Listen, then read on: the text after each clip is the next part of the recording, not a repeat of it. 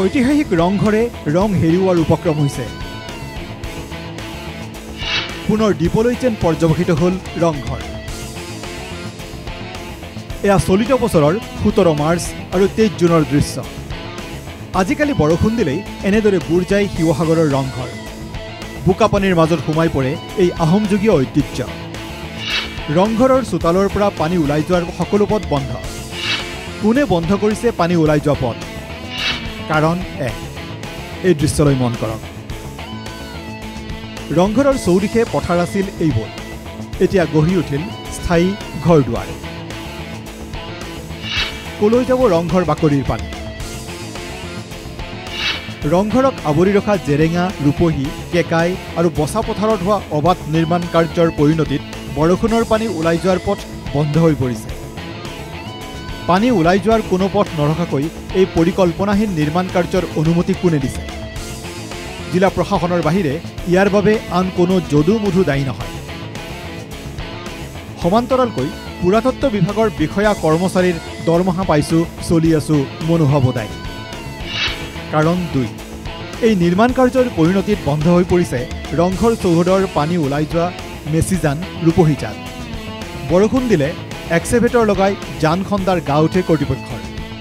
ফৰকাৰ বতৰত শুই বহি কটাই দিয়ে শিৱসাগৰৰ প্ৰশাসনীয় আৰু নিৰ্বাচিত প্ৰতিনিধিয়ে। আগতে কাম কৰি থ'লে বৰষুণৰ বতৰত যে মজা মাৰি শুব পাৰি, সেইখিনিও বুজা নাই শিৱসাগৰৰ দায়িত্বত থকা বিষয়া প্ৰতিনিধিয়ে।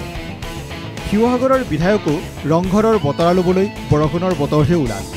এয়া কিছুদিন পূৰ্বে ৰংঘৰৰ অৱস্থাৰ বুজ লোৱাৰ সময়ত জনপ্ৰতিনিধি অখিল গগৈ।